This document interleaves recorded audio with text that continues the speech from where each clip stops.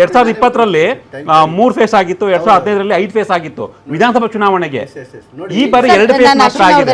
So ಇದು ದೊಡ್ಡ ಮಟ್ಟದಲ್ಲಿ ಇಂಪ್ಯಾಕ್ಟ್ ಆಗಿದೆ ಬಿಜೆಪಿಗೆ ಅಂತ ಹೇಳ್ತೀನಿ ನೋಡಿ. ಯಾಕೆ ಅಂತ ಹೇಳಿದ್ರೆ ಯಾವತ್ತೂ ಫೇಸ್ಗಳು ಎಲೆಕ್ಷನ್ಗಳು ಜಾಸ್ತಿ ಆಗೋದು ಕಡಿಮೆ ಆಗೋದು ಆ ರಾಜ್ಯದ ಲಾ ಅಂಡ್ ಆರ್ಡರ್ ಮೇಲೆ. ಕರ್ನಾಟಕದಲ್ಲಿ 2 ಫೇಸ್ ಆದರೆ ಇದರೊಳಗಡೆ ಪಶ್ಚಿಮ ಬಂಗಾಳದಲ್ಲಿ 9 ಫೇಸ್ ಆಗುತ್ತೆ. ಯಾಕೆಂತ ಲಾ ಅಂಡ್ ಆರ್ಡರ್ ಮೇಲೆ. ಹಿಂದೆ ಏನಾಗ್ತಿತ್ತು ಅಂತ ಹೇಳಿದ್ರೆ ಯಾಕೆ 5ರಿಂದ 7 ಫೇಸಲ್ಲಿ ಆಗ್ತಿತ್ತು ಲಾಲು ಪ್ರಸಾದ್ ಯಾದವ್ ಅಂತ ಹೇಳಿದ್ರೆ ನೋಡಿ ಏನು ಸೀಮಾಂಚಲ 2024ರಲ್ಲಿ ಲೋಕಸಭೆಯಲ್ಲಿ ಇದೇ ಬಿಹಾರಲ್ಲಿ 7 ಫೇಸ್ ಆಗಿದೆ. ಆಗ್ಲೂ ನಿತೀಶ್ ಕುಮಾರ್ ಸಿಎಂ ಆಗಿದ್ರು, ನಿತೀಶ್ ಸಿಎಂ ಆಗಿದ್ರು. 2020ರಲ್ಲಿ ಬರೀ 3 ಫೇಸ್ ಆಗಿತ್ತು. ಯಾಕೆ ಅಂತ ಹೇಳಿದ್ರೆ ಪಾಯಿಂಟ್ ಏನು ಅಂತಂದ್ರೆ ಹೆಚ್ಚು ಫೇಸ್ ಗಳಲ್ಲಿ ಎಲೆಕ್ಷನ್ ಆದ್ರೆ ಅದು ಬಿಜೆಪಿಗೆ ನೆಗೆಟಿವ್ ಆಗ್ತಾ ಇದೆ, ಕಡಿಮೆ ಫೇಸ್ ಅಲ್ಲಿ ಎಲೆಕ್ಷನ್ ಆದಂತ ಸಂದರ್ಭದಲ್ಲಿ ಅದು ಬಿಜೆಪಿಗೆ ಪಾಸಿಟಿವ್ ಆಗಿದೆ. ಬಿಜೆಪಿನ ಗೆಲ್ಲದಿರೋ ನಾನು ಯಾಕೆ ಹೇಳ್ತಿದ್ದೀನಿ ಅಂತ ಹೇಳಿದ್ರೆ ಹಿಂದೆ ಏನಾಗ್ತಿತ್ತು ಅಂದ್ರೆ 2005 ಆಗಲಿ ಆ ಟೈಮಲ್ಲಿ ನೋಡಿ ಸೀಮಾಂಚಲ ಭಾಗದಲ್ಲಿ ಕಿಶನ್ ಗಂಜು ಆ ಭಾಗದಲ್ಲಿದೆ, ಅಲ್ಲಿ ಒಂದು ಫೇಸ್ ಮಾಡೋರು, ಅಲ್ಲೇನೆ ಪೂರ್ತಿ ತಗೊಂಡೋಗಿರೋರು. ಈ ಕಡೆ ನೀವು ಭೋಜ್ಪುರಿ ಕಡೆಗೆ ಬಂದ್ರೆ ಅಲ್ಲಿ ಏನು ನಕ್ಸಲ್ ಬೆಲ್ಟ್, ಅಲ್ಲೊಂದು ಸೆಪರೇಟ್ ಎಲೆಕ್ಟರ್ ಆಗೋದು. ಹಿಂಗೆ ಅಷ್ಟು ಸೆಕ್ಯೂರಿಟಿ ಪ್ರಾಬ್ಲಮ್ ಅಲ್ಲಿ ಬೂತ್ ಕ್ಯಾಪ್ಚರಿಂಗ್ ಪ್ರಾಬ್ಲಮ್. ಇವತ್ತು ಕಳೆದ ಚುನಾವಣೆ 2020ರಲ್ಲಿ ಒಂದೇ ಒಂದು ರೀಪೋಲ್ ಆಗಿಲ್ಲ.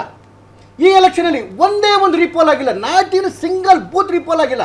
ಹಿಂದೆ ನೋಡಬೇಕಿತ್ತು 2,500 ರೀಪೋಲ್ಗಳಾಗೋದು ಏನೋ ಬೂತ್ಗಳಲ್ಲಿ ಲಾಲು ಪ್ರಸಾದ್ ಯಾದವ್ ಇದ್ದಾಗ. ಅಂದ್ರೆ ಆ ಜಂಗಲ್ದಿಂದ ಇವತ್ತು ಒಂದು ಸುಶಾಸನಕ್ಕೆ ಬಂದ್ಬಿಟ್ಟಿದೆ.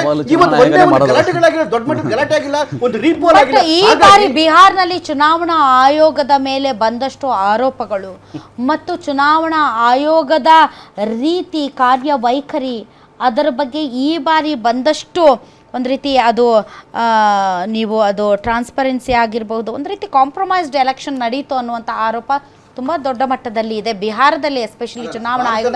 ಯಾಕಂದರೆ ಚುನಾವಣಾ ಆಯೋಗವನ್ನು ನಾವು ತುಂಬ ಒಂದು ರೀತಿ ತುಂಬ ಭಯದಿಂದ ಮತ್ತು ಇವನ್ ಮಾಧ್ಯಮಗಳು ಅಷ್ಟೇ ಚುನಾವಣಾ ಆಯೋಗ ನಮಗೆ ಕೊಟ್ಟಂತ ರೂಲ್ಸ್ ರೆಗ್ಯುಲೇಷನ್ಸ್ ದಾಟಿ ನಾವು ಏನನ್ನೂ 6 ಗಂಟೆಯಿಂದ 6 ಗಂಟೆ ಅಂದ್ರೆ 6 ಗಂಟೆ.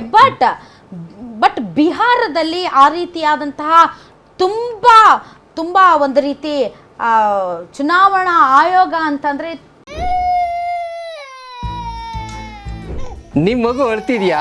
ಹಾಗಾದ್ರೆ ನಿಮ್ಮ ಮಗುವಿಗೆ ಜೀನಿ ಸರಿ ಇಟ್ಕೊಡಿ. ಯಾಕಂದ್ರೆ ಜೀನಿ ಸರಿ ಇಟ್ಟು ನಿಮ್ಮ ಮಗುವಿಗೆ 100% ಸರಿಯಾದ ಆಹಾರ.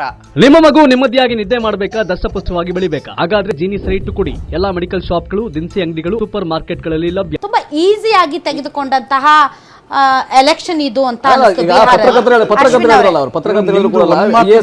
ಗುಜರಾತ್ ಇಂದ ಆಯ್ಕೆ ಮಾಡಿ ತಗೊಂಡಾಗ ಹಾಕಿದ್ರು. ಚುನಾವಣೆ ಪಾರದರ್ಶಕವಾಗಿ ನಡೆದಿಲ್ಲ ಅಂತ ಪತ್ರಕರ್ತರು ಕೂಡ ಹೇಳ್ಬಿಟ್ಟೋದ್ರು. ಈಗ ಇಲ್ಲ, ಅದು ಈ ಚುನಾವಣಾ ಆಯೋಗನ ಯಾವ ರೀತಿ ಮಾಡ್ಬಿಟ್ಟಿದ್ದಾರೆ ಅಂದ್ರೆ ಹಿರಿಯ ಕಾಂಗ್ರೆಸ್ನ ಈ ಲೀಡರ್ ಇದ್ದಾರೆ, ಅಟ್ಲೀಸ್ಟ್ ಅವ್ರು ದ್ವೇಷಿಸ್ಲಿ, ಅದನ್ನ ಯಾವ ರೀತಿ ವಿಷ ಬೀಜ ಬಿತ್ತುತ್ತಿದ್ದಾರೆ ಅಂತ ಅಂದ್ರೆ ಆ ಯುವಕರಲ್ಲೂ ಅದಕ್ಕೆ ಒಂದು ಏನೋ ಬೆಂಕಿ ಹಾಕೋದು ಅವೆಲ್ಲ ಅದೆಲ್ಲ ಯುವಕರಿಗೆ ಅದು ಪಾಠ ಕಲಿಸ್ಕೊಡ್ಬಾರ್ದು ಅನ್ನೋದನ್ನ ನಮ್ದು ಒಪ್ತೀನಿ ಮೇಡಮ್. ಎಲ್ಲೋ ಒಂದು ಕಡೆ ನಿತೀಶ್ ಕುಮಾರ್ ಅವರ ರಾಜನೀತಿಯನ್ನ ಅವರ ಆಡಳಿತದ ವೈಖರಿಯನ್ನ ವಿರೋಧಿಸುವಲ್ಲಿ ಇಲ್ಲ ಜನರಿಗೆ ತಗೊಂಡೋಗೋದ್ರಲ್ಲಿ RJD ಆಗಿರ್ಬೋದು, ಅಲ್ಲಿನ ಕಾಂಗ್ರೆಸ್ ಏನಿರ್ಬೋದು ಅವೆಲ್ಲ ಒಂದು ಕಡೆ ವಿಫಲ ಆಗಿದೆ. ಅದೇ ನೋಡಿ ಕರ್ನಾಟಕದಲ್ಲಿ ವರ್ಕೌಟ್ ಆಯಿತು, ಅದೇ ತೆಲಂಗಾಣದಲ್ಲಿ ವರ್ಕೌಟ್ ಆಯಿತು ಕಾಂಗ್ರೆಸ್ಗೆ. ಇವಾಗ ಕರ್ನಾಟಕದಲ್ಲಿ ಈಗ ನಾವು ಕುಮಾರಣ್ಣ ಅವರು ಹೇಳಿದ್ರು. ಬಟ್ ಸರ್ ಇಲ್ಲ, ಅದು ಹೆಂಗೆ ಅಂತಂದ್ರೆ ಈ ಹಿಂದೆ ಇದ್ದಂಥ ಸರ್ಕಾರಗಳ ಸ್ವಯಂಕೃತ ಅಪರಾಧ ಮತ್ತು ಆಡಳಿತ ವಿರೋಧಿ ಅಲೆ ಎಷ್ಟು ದೊಡ್ಡದಾಗಿತ್ತು ಅಂತಂದ್ರೆ ಅಲ್ಲಿ ಯಾರು ವರ್ಕೇ ಮಾಡಬೇಕಾಗಿರಲಿಲ್ಲ, ಜನ ಸ್ವಯಂ ಕನ್ವಿನ್ಸ್ ಆಗೇ ವೋಟ್ ಹಾಕೋದಕ್ಕೆ ರೆಡಿ ಆಗ್ಬಿಟ್ಟಿದ್ರು. ಆದ್ರೆ ನಿತೀಶ್ ಕುಮಾರ್ ಆ ರೀತಿಯಾದಂಥ ಯಾವ ವೀಕ್ ಲಿಂಕ್ ಅನ್ನು ಬಿಟ್ಟಿಲ್ಲ ಇವರಿಗೆ. ವೀಕ್ ಲಿಂಕ್ ನೋಡಿ, ಅದು ಕಾಂಗ್ರೆಸ್ ಅವ್ರಿಗೆ RJDಗೂ ಗೊತ್ತಿದೆ. ಯಾಕೆಂದ್ರೆ ನಿತೀಶ್ ಕುಮಾರ್ ಅವ್ರನ್ನ ಯಾವ್ಯಾವ ಪದದಲ್ಲಿ ಬೈದಿದ್ದಾರೆ ಅಂತ ಎಲ್ಲ ಪಕ್ಷದವರು, ನಾನು ಹೇಳ್ತಿರೋದು ಎಲ್ಲ ರಾಷ್ಟ್ರೀಯ ಪಕ್ಷಗಳು, ಅವ್ರು ಈ ಕಡೆ ಇದ್ದಾಗ ನಿತೀಶ್ ಕುಮಾರ್ ಅವರು ಸರಿ ಇದ್ದಾರೆ ಅನ್ನೋದು, ಆ ಕಡೆ ಹೋದಾಗ ಅದಕ್ಕೆ ಏನೇನೋ ಪದಗಳನ್ನ ಉಪಯೋಗಿಸಿದ್ದಾರೆ, ಎಲ್ಲ ಪಕ್ಷದವರು ಉಪಯೋಗಿಸಿದ್ದಾರೆ. ಮಾಧ್ಯಮದಲ್ಲಿ ಎಲ್ರಿಗೂ ಗೊತ್ತಿರೋ ಅಂಥ ವಿಚಾರ. ನಾ ಏನು ಹೇಳ್ತಿದ್ದೀನಿ ಅಂದರೆ, ನೀವು ಅವಾಗಲೇ ಒಂದು ಆರಂಭದಲ್ಲಿ ಒಂದು ಚರ್ಚೆ ತಗೊಂಡ್ರಿ ವಿರೋಧ ಅನ್ನೋದ್ರಲ್ಲಿ. ಈಗ ನೋಡಿ ಕರ್ನಾಟಕದಲ್ಲಿ ಅವ್ರು ಕ್ಲಿಕ್ ಆದರು. ಈಗ ನಾವು ಕುಮಾರಣ್ಣವ್ರ ಪಂಚರತ್ನ ಯೋಜನೆಗಳನ್ನ ವಿತೌಟ್ ನಾವು ಜನರ ತೆರಿಗೆನ ಹಣ ಬಳಸ್ದ ಹಾಗೆ ನಾವು ಉತ್ತಮವಾದಂಥ ಯೋಜನೆಗಳನ್ನ ತಂದು ಕೊಡ್ತೀನಿ ಅಂತ ಹೇಳಿದ್ರು. ಜನರು ಅಕ್ಸೆಪ್ಟ್ ಮಾಡಲಿಲ್ಲ.